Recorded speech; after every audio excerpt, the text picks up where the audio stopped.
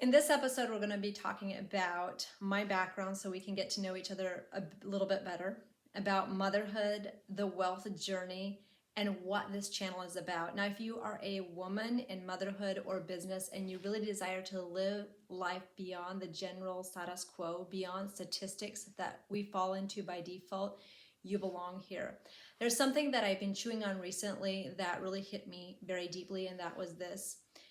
Statistics are there for a reason, but it doesn't mean that we need to be a statistics. They're just indicators and they are feedback on what is normal when we live reactively versus proactively. So this channel is about bringing you episodes that create a life that lives beyond the status quo in motherhood and what true wealth and freedom really means.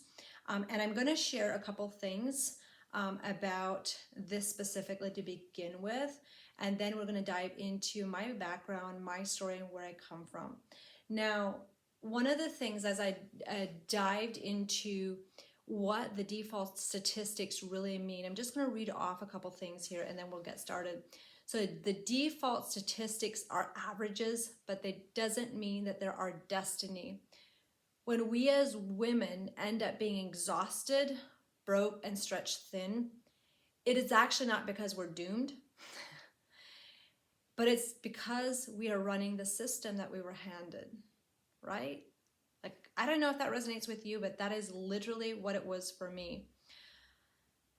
But this is when you and I get to decide that we get to rewrite the story, but it does mean we cannot run on the system we were handed.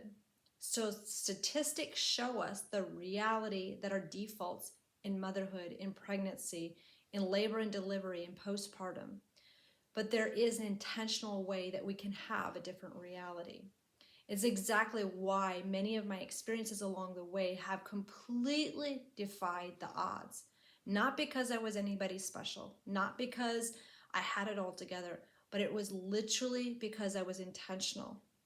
And it wasn't because I was handed the golden spoon. I am a woman of faith, and I feel like Romans 12:2 really wraps this up very powerfully. It says, "Do not be conformed to this world, but be transformed by the renewing of your mind, that by testing you may discern what is the will of God, what is good and acceptable." And I feel like that really wraps up and ties directly into rejecting the default settings of the world and stepping into a higher system. It's a system that we are designed to walk in as women, especially if you know that you are called beyond just the default that we run into in a society that runs on the hustle bustle, loaded with caffeine, wears busy as a badge of honor, and thinks that that is where wealth is tied to. I'm here to debunk those myths.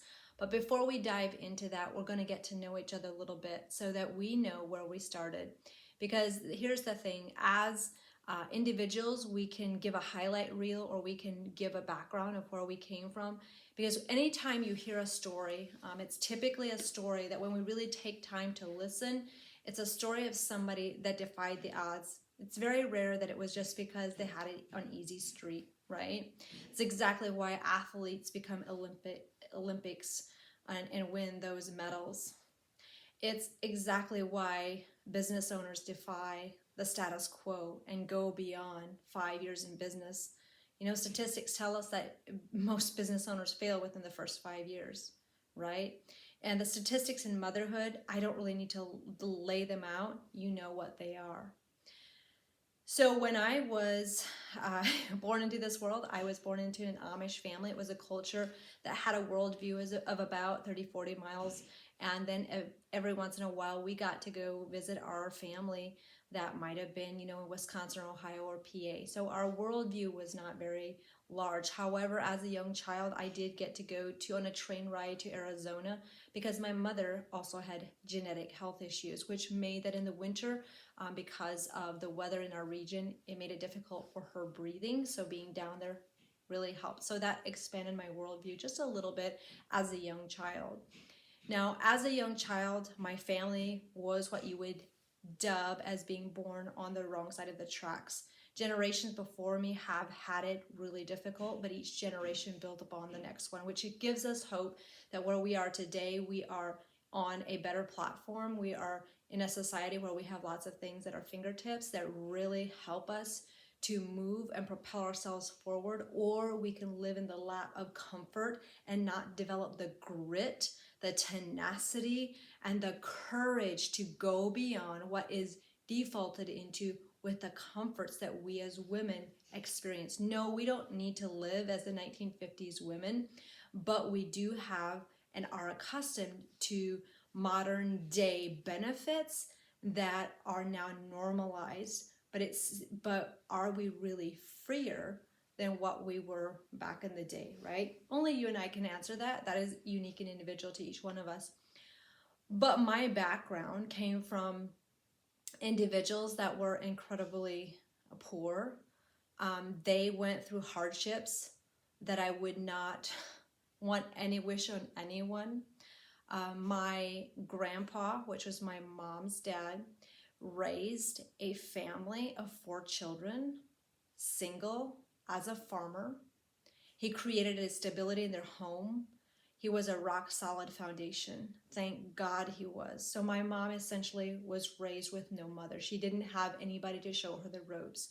So her mother was schizophrenic. She was diagnosed with that after my mom had been born. My mom was the youngest of those 4 children. Now, to say that they had it hard was an understatement. To say that life was against them was an understatement, but that is my background. That's where I came from. So now my mom grows up in the culture. She gets married and she starts a family. Literally having grown up without a mom in the home, they had to just basically just willy-nilly it and figure it out. Did they have community support? Oftentimes they were left on their own as a family because that community did not know how to handle a family that was in the situation that they were. So they were pretty isolated. Now, did they have friends and family here and there that supported them? Yes, absolutely. But as a whole, they had to defy the odds to get anywhere in life. So my mom, she had learned how to bake, cook, and decorate cakes by herself, right? She didn't have anybody to instruct, teach, or guide her. She made a cake decorating snips out of a metal tin cans in her dad's shop. Okay? So that was all self-taught. The grit that she carried into her marriage, into then going and moving on a 40-acre farm that was dilapidated. I'm talking, I grew up in a house that when the winds and the storms raged, the wind would whip into the windows. There was plastic on the windows. The house rattled and it shook. Our farmstead was one of the most dilapidated in the neighborhood. But my parents had a dream, they had a vision, but the odds were still stacked against them. My mom still had genetic health issues, and my dad was diagnosed with bipolar, which brought an instability into our home because when he was well mentally, he could provide financially. When he wasn't, what did that mean? He lost jobs, there was no paychecks, there were farm accidents, there were years that hospital bills were mounting so quickly we did not have insurance. And no, the Amish community was not reaching out and helping. They kind of had the system. I don't know how they chose who they helped or they didn't. Thankfully, there was somebody that wrote like a little insert into a local magazine that said, hey, if you feel led to donate, you can donate to this family. Wild story. My husband's dad actually was one of those people that donated $1,000. I didn't know them. I didn't know who they were, but I do remember thinking, who in this whole grand world has $1,000 to just donate, just willy-nilly give it to somebody that they don't even know, okay? But I distinctly remember the name of the family when I, as a child, carried that letter into our home, and at a very young age, I knew that finances were an issue. So at a young age, our family had to band together and defy the odds and stick together through the good times, the hard times, and everything in between.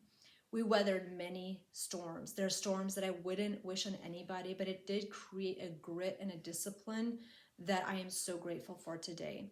This is where our background can come in, and it can either be the reason why we can today or why we can't.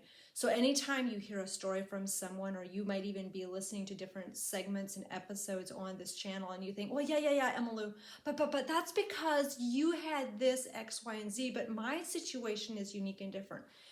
Let me tell you, anytime your brain tries to tell you that, oh, well, they can because, it is a truth in that moment in time, but please do not excuse your recurrent reality from going into the fullness of where you're called to.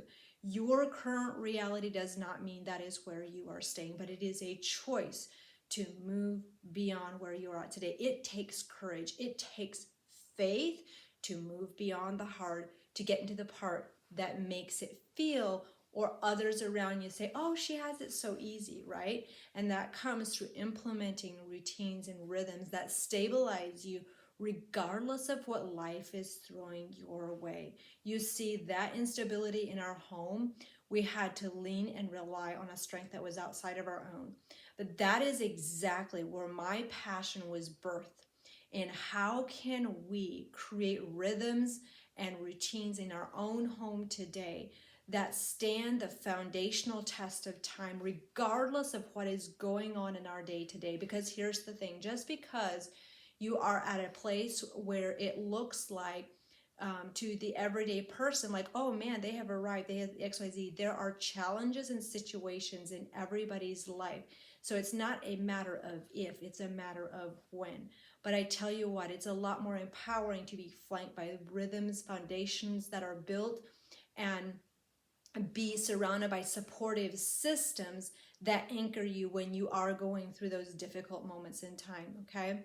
So in this episode, we're going to dive a little bit deeper. This gives you a little bit of a background of where I came from. I was, with being and living in that lifestyle, we did not have any of the modern day conveniences that you and I have as women.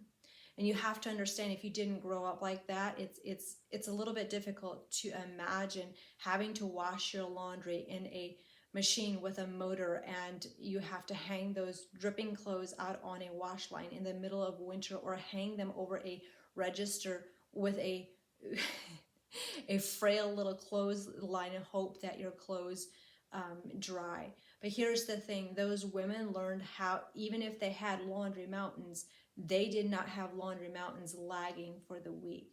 They had a rhythm. They had a system that anchored them so that they were not drowning in laundry. That is how they were able to walk through seasons that were hard. And here's the thing, in that culture, farm was like having a business, and many had businesses on their farms, plus maybe the husband working at a local factory, right? So that was the reality for my family.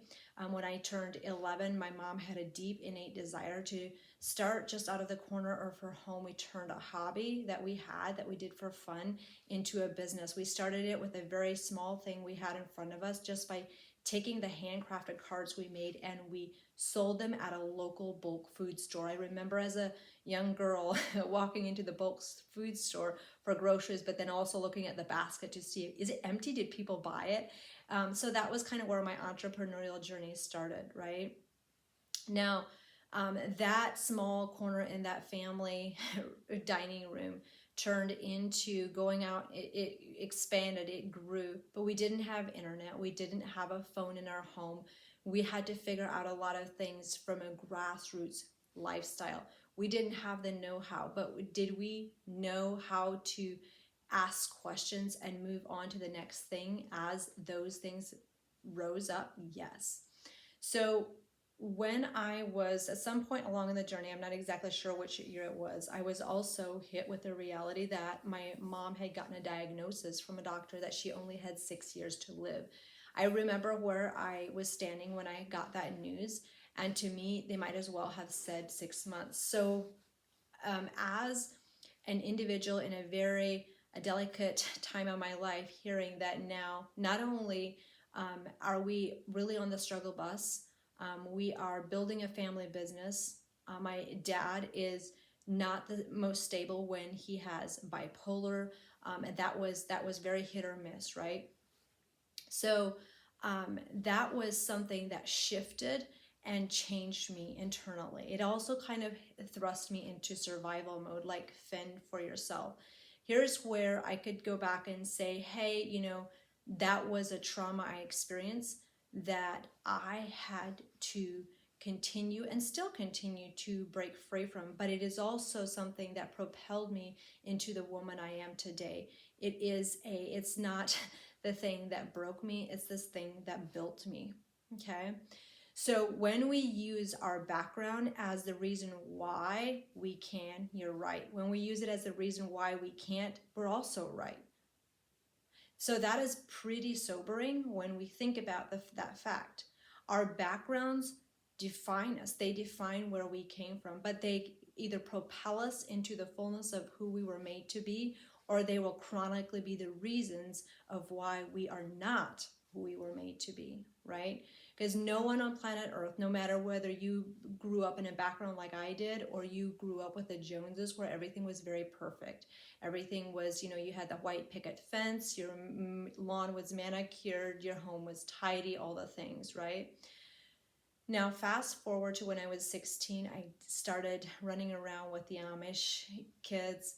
I wasn't the wild chick. I knew that the church that we were going to was one of the strictest Amish churches, and I wouldn't get away with a lot of the things that a lot of Amish kids did. So I found some friends that hung out with what I would consider more conservative young people. So we didn't get into that wild Amish young people things that are often promoted in the cultural limelight. There's this fly flying around. Those are joys of filming, right?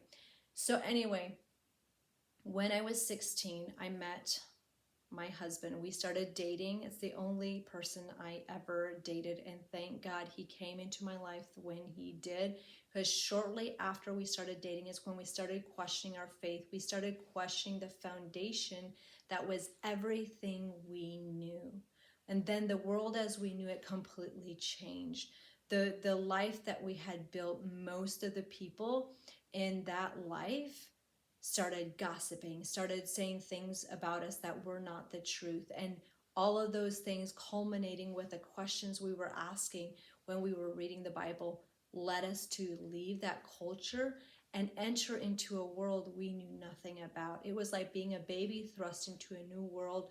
Think about, you being an American and being thrust into a culture completely the opposite side of the world where they speak and live a completely different lifestyle and language. That's really how it felt. But it shaped us. Was it hard? It was one of the hardest things we ever went through as a family. But it's one of those things where you say, I never want to go through it again. But it was one of the best and most pivotal moments in our life, right? So when you hear of somebody transitioning, I always kind of cringe, like, oh my gosh, I'm so happy for them. But I kind of cringe for all the things that they will inevitably go through. But that is where grit is built. That is where grit is built when you decide that the statistic default norms that we have become accustomed to no longer serve us, and we're going to move beyond.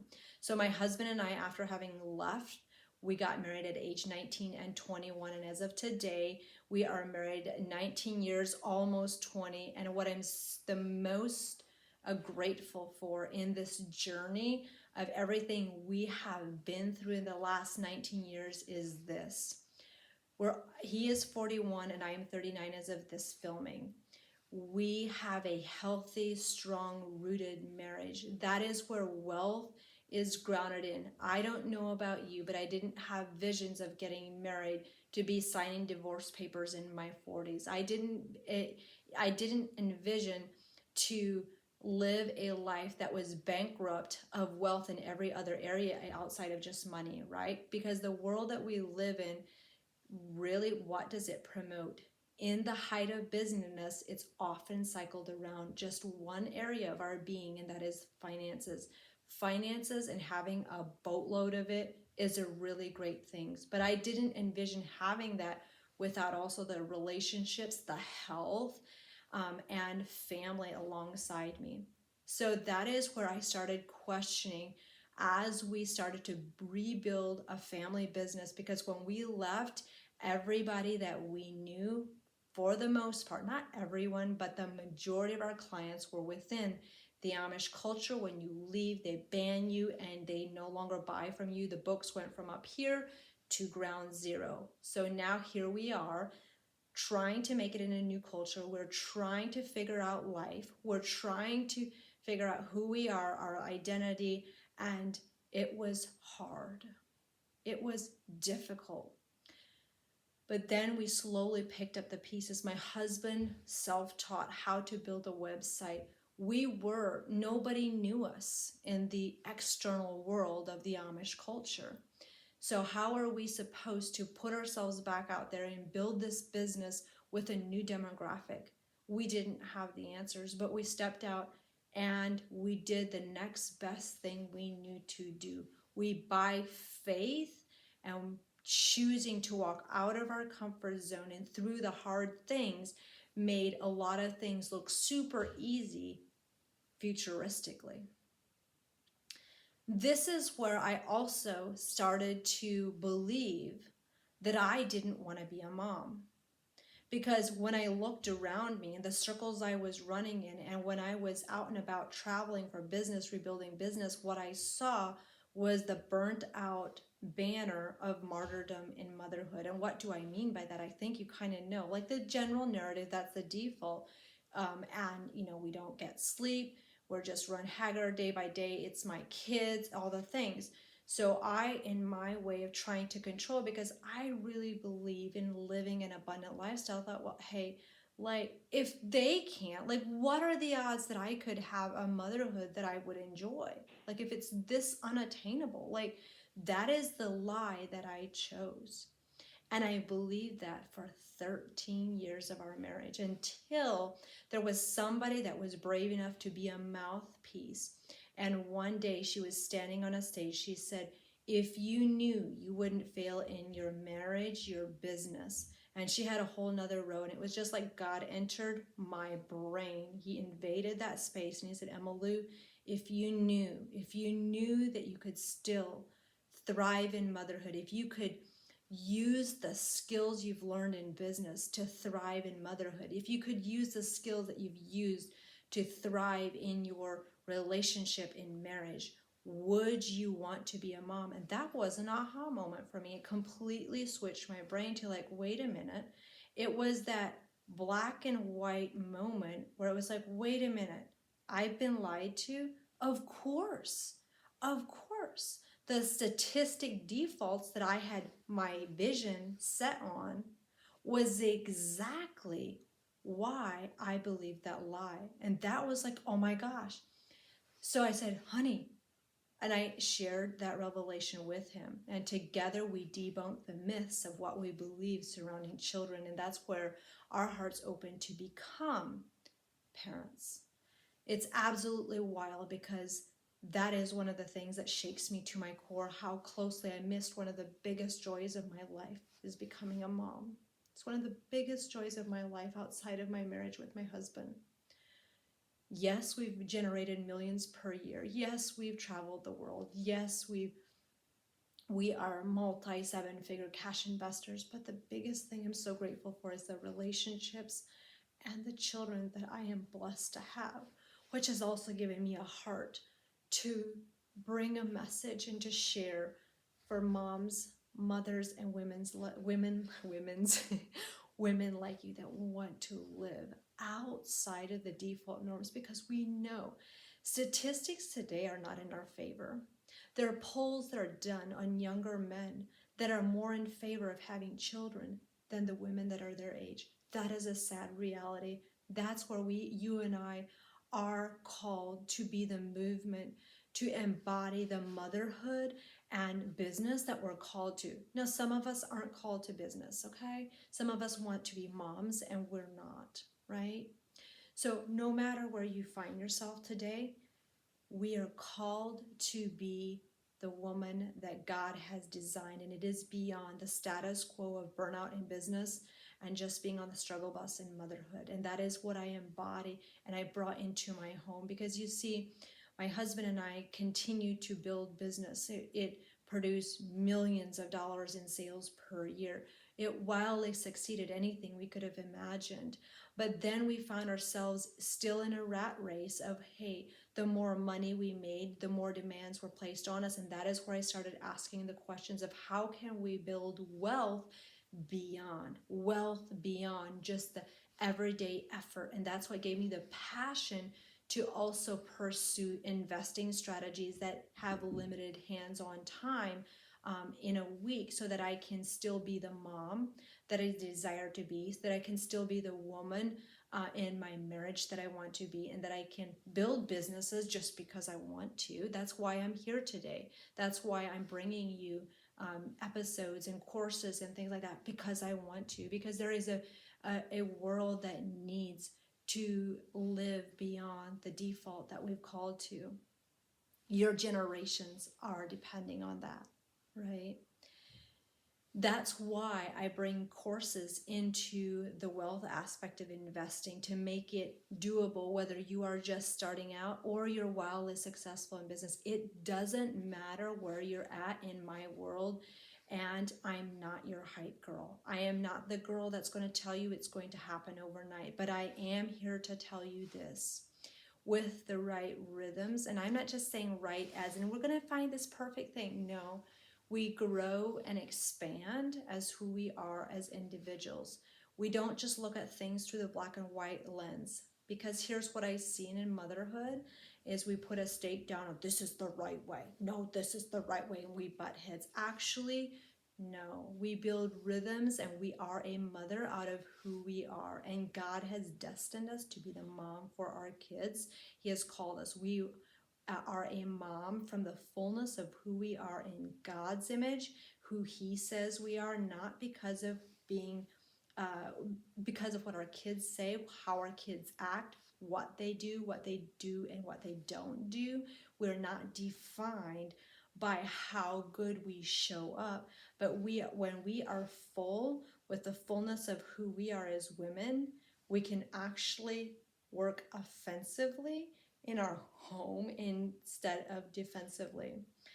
Now, you're watching this, and I gave you a background of who I am, and I went to the nitty-gritties of coming from the Amish background. But today, what do I experience? Today, I am a mom of two bouncy boys, very ambitious. We homeschool. I build businesses out of my home.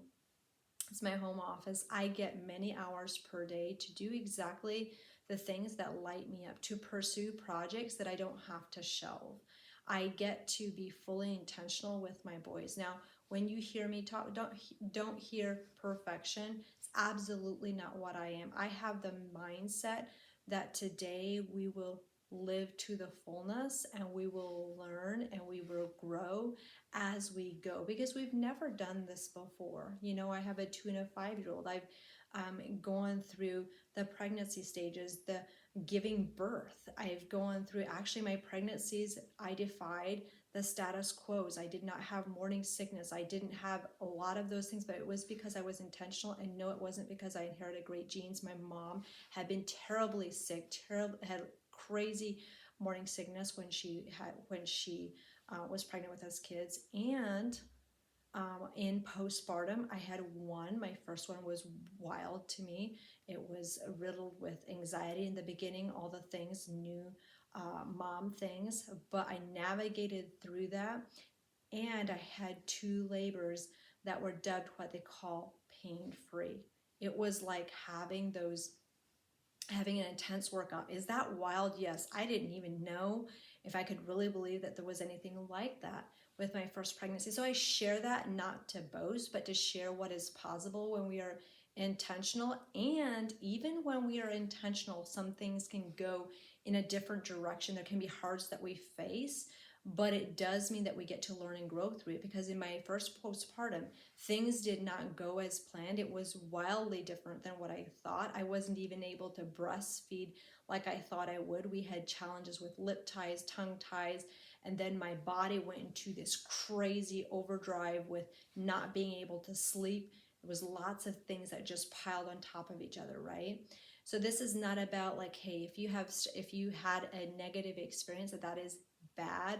It's just feedback that we can learn from and grow from. And that story that you have with that makes that you have a relatable story to help others move through that. And talking about relatability, I'm going to share some things about relatability that debunks a myth. We love to talk with people about relatable stories of exactly where we're at today. But to move beyond where we're at today, we need to find people that have stories that are not relatable, meaning they have walked a path with the results you are looking to have. Meaning, if that's in business or if that's in the motherhood, all those different arenas, you need to anchor yourself and be surrounded by women that have gone a path that is wildly different and wildly unrelatable to yours. So let's use a couple examples. If you're a woman in the home that is frustrated because it's constantly overwhelming you, it's not tidy, you're in the default mode versus the offensive mode, you might want to flank with women that don't have that reality, because those exist. And it's not by accident, and there's no shame on where you're at. It's just feedback. I don't look at my current situations that I'm wanting to improve on as negative. I just look at it as feedback, and if I'm ready to do something about it, I have that freedom. It really gives you that openness in your mind that I get to versus I have to. I don't do well with I have to's. If I like, you have to work out 7 days a week. Like, hello, I don't work out 7 days a week. I work out 3 days a week. Can I do 3 days a week? Yes. And you know what? I'm disciplined. I show up for it. And you better believe it. I've got results in my body. I am lit, not lit. I am lit.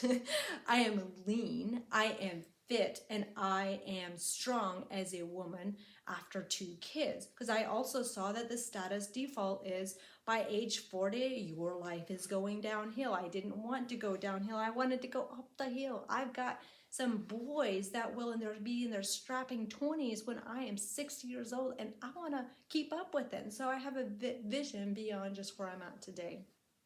So using those scenarios, and yes, if you are a woman that does want to build business alongside having kids and homeschooling, all the things, you can. That is a reality. But the truth is, the reality is, you won't be able to do it in a way that actually lights you up if the rhythms and systems in your home do not flank and support you like a friend. And if you're that person and you're like, oh my gosh, I really want to have something that anchors me in my home, that flanks me like a friend and is foundational. It's not just another tip of, a meal plan and this block your calendar out and all the things, like something that actually is foundational and anchors you. I invite you to do my 30-day reset. Like, women give raving raving reviews. That's a tongue twister. I'll add a link below for that. It's the 30-day reset and gives you an amazing discount if you're like, hey, I want to do that and I want to do that now. I highly recommend it. It's a course I love to teach. I love to break it down in simple steps, where you get a video in your inbox each day that's like 10-15 minutes to watch, with simple steps that you can apply.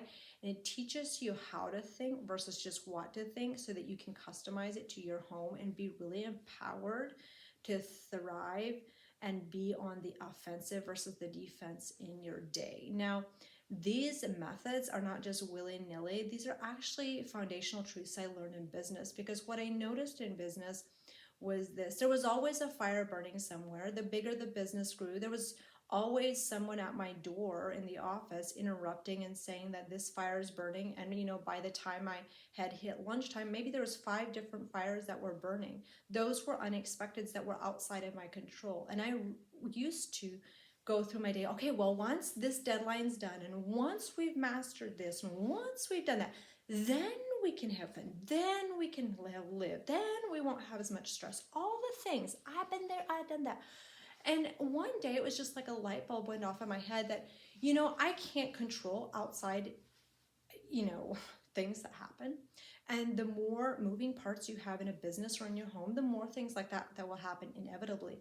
But I can learn how to flank myself with rhythms that show up and support me so that when things are going helter-skelter, fires are burning in 4 different directions, it doesn't internally turn me upside down. It doesn't turn my whole day upside down. And also, it does not make that it derails me from the main things that are the most important in my day. Meaning, once again, the whole list of things I was supposed to do, I didn't get done. And once again, that big project I was going to tackle today is just pushed down the road. Another month goes by, another year goes by, right? That is the reality that woke me up to the fact that actually there is power within us as women that isn't hinged to all these external things that are outside of our control. And that's what I bring into the 30-day reset. Now, this is not for someone that just thinks that, voila, my life is going to be magically fixed. But this is for the woman that knows I am ready.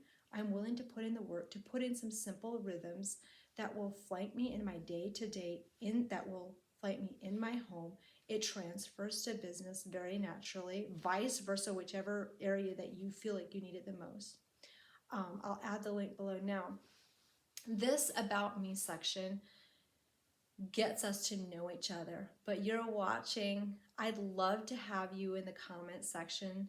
Introduce yourself. Let me know where you're watching from. Tell me what was your aha moment that moved you into a different mindset switch, maybe something that you're like, wait a minute, I'm going to implement XYZ and do whatever. Share what's on your heart based on what you heard today. I would love to hear from you. And as a thank you for doing that, would you also share this with your best friend, another mom that you know has an innate desire to thrive beyond the statistic normals in everyday life?